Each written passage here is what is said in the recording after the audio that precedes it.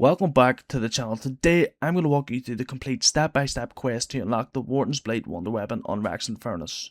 This is easily one of the coolest weapons on the map, but it takes a few puzzle solves, some precise movement and a website solver to pull off. I'm going to break down every single step so you can get this build as quickly and as smoothly as possible. Let's jump right in. To kick things off, you will need to unlock Pack-a-Punch first by following the standard in-game markers. Once Pack-a-Punch is active, look around for one of the small pillars holding a glowing green orb. Interact with the orb to grab the Void Claw. Keep in mind that you only have about 60 seconds with this item before it expires and you have to pick it up again, so don't linger around. With the claw in hand, scan the Nexus Forge area for a floating purple orb. Use the Void Claw to grab and drag that purple orb directly over to the Pack-a-Punch machine, where it will start orbiting around it. Now head to the wheels on either side of the Pack-a-Punch and interact with them to surge the Nexus. If you did it right, you'll see the orb shoot straight into the two cauldrons sitting at the top of the stairs.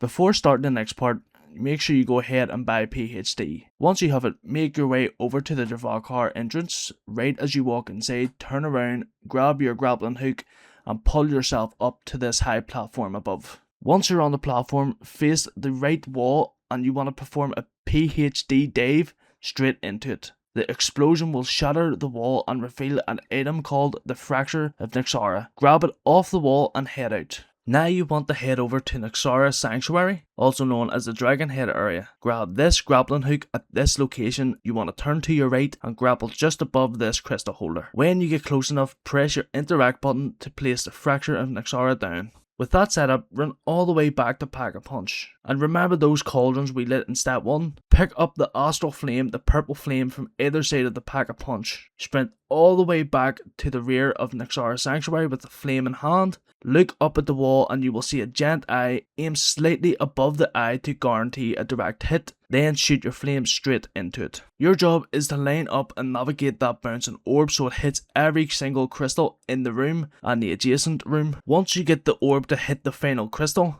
it will bounce directly off this door and reveal a bright blue orb behind it. Walk up and interact with this blue orb and hold tight, because after a second or two this entire floor will collapse right beneath you, dropping you into the Nyxara inner sanctum. As soon as you land, I actually recommend backing out of the area immediately to go and grab Juggernog, as this step requires you to sacrifice some of your health, and also on top of that you will have zombie spawns, so it's really important that you get Juggernog. Once you're geared up with Jug, drop back into the inner sanctum and stand as close as possible to the veins in the middle of the room. The veins will latch onto you and start draining your health at roughly 3 to 5% per tick. Keep an eye on your health bar and clear any incoming zombies until your screen flashes white to signal the step is complete.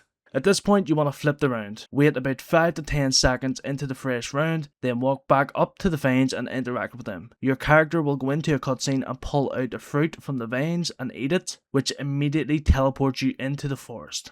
And do not worry if you miss anything down here, you can revisit the forest once per round by eating the fruit. Now that you're in the forest, you need to collect all 3 components for the wonder weapon. For part 1, walk over to the fireplace. Melee the floorboards right beside it to trigger a short cutscene and pick up the first piece.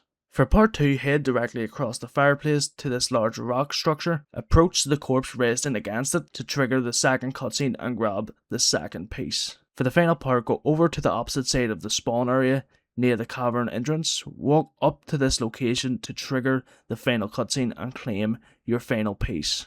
With all 3 parts in hand, make your way over to Dravakar's Sanctuary and locate the glowing blue writing on the wall. Before you walk up to it, pull out your phone or get ready to write something down. When you approach the wall, one of 4 randomized quotes will play out loud. I remember the runner that travels to stars while moons and galaxies stay true. I drift to the runner that travels moon, who borrow from galaxies when stars stay true. I drift to stars that remember moons, who borrow the runner that travels the galaxy. I remember galaxies that drift to moons, who borrow the runner that travels the stars. Listen closely to which one plays in your game. Now open up the website solver that I linked in the description below. Head straight to the temple subsection under main quest and click on Dravakar Temple. You'll see 4 riddle options. Simply cycle through until you find the exact quote that played in your game. For example, I drift to the runner that travels moons, who borrow from galaxies when stars are true. Select it and hit solve. The website will output your exact switch combination. Here is where the 3 levers are located in your game. The left switch is located above these stairs to your left. The bottom switch is located down beside the wall with the blue text. The right switch is located just above these stairs to your right. Follow the exact order the solver gave you. For example, if your code says left 3, bottom 2, right 1, you will interact with the left switch 3 times, the bottom switch 2 times, and the right switch 1 time.